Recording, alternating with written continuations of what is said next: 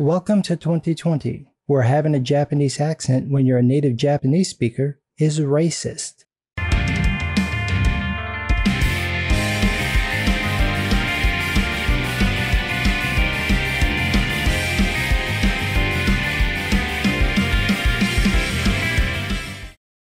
Apparently, Disney put a sensitivity disclaimer in front of an episode of Spider-Man and His Amazing Friends because Sunfire was in the episode and he has a Japanese accent. From CBR, quote, "The disclaimer states that the episode contains negative depictions of people and cultures. Disney Plus chooses to acknowledge the problematic and racist portrayals in Sunfire instead of removing the episode from the streaming service entirely, unlike what happened to The Quest of the Red Skull, a Spider-Man and His Amazing Friends episode that featured Nazi imagery and is not featured on Disney Plus at all." Okay, so this is a problematic and racist portrayal of Sunfire and his uncle Genju. Look at how Asian they look. So racist. So problematic. Well, I never. How dare you? How dare you have a Japanese man speak with a Japanese accent? Bigot. Is this it? Is this what you put a disclaimer up for? Someone talking the way actual Japanese people who learned English as a second language actually talk? You don't have to take my word for it. Do a YouTube search for Japanese people living in the States or in the UK. There's dozens of videos about different cultures, but what I want you to do is to listen to how they talk. They have an accent. They have a very distinct accent because Japanese sounds phonetically different from English. So when native Japanese speakers speak English, they change the phonology. Ergo, accent. It's so consistent you can probably tell someone's native language based solely on how they speak accented English. Hell, if you're familiar with Japanese, you can probably tell what province they come from. This sounds so fucking stupid, but this is what happens when you try to appeal to the woke Twitterati. It's now problematic and racist for people to speak the way they actually speak. And the funny part is that Sunfire doesn't have much of an accent in the show. But that's because, quote, "While Genju is at least voiced by an actor of Asian descent, Sunfire is voiced by a white American, Jerry Dexter. This results in an extremely cringeworthy interpretation of the Japanese characters." You mean like having Chinese actor Key-Luke portray a Japanese man? Because if you want to talk racism, the Chinese really don't like the Japanese. So Key's voice acting may have been a shot at the Japanese. Or it could have just been the studios acting like you, assuming that every Asian is exactly the same. You never know, but I do think that you did mention Key-Luke's name because it'd fuck up your narrative that they're all racist. All Asian people aren't the same. So if he was really as woke as you pretend to be, you would have complained about the idea that a Japanese man was played by a Chinese man.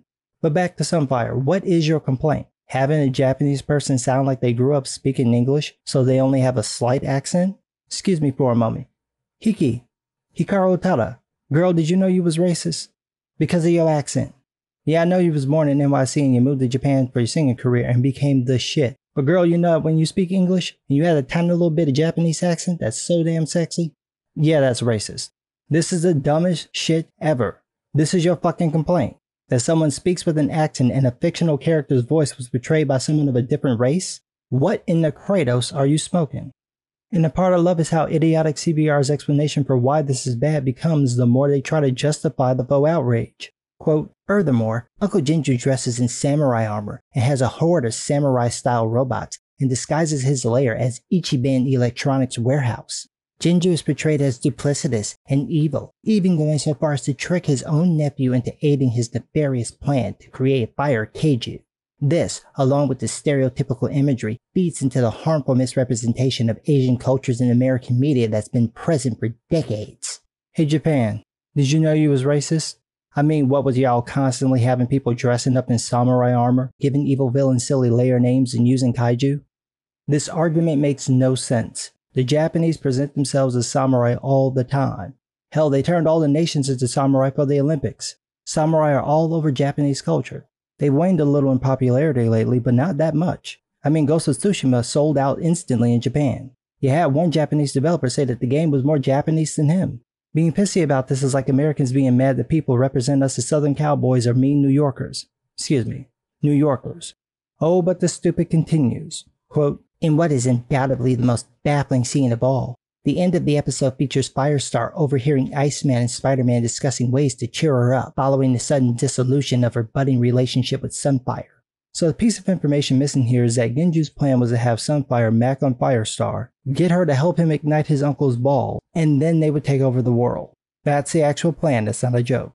But unknowns to them, there's a fire monster inside that they'll later have to fight. But once Sunfire realizes his uncle tricked him, there's no point for him to go after Firestar. That's just so it's clear that they hooked up and he dropped her, since the CBR writer couldn't be bothered to tell you that.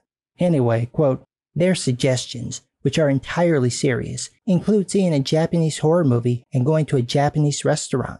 This joke reinforces the notion that Firestar is only attracted to Sunfire because of his race, continuing the problematic fetishization of Japanese culture. Or they think she has a thing for Japanese culture. Or they think she has a thing for Japanese men, so they're taking her places where she'd find them. Or maybe the writers on the show were just keeping up with the Japanese theme.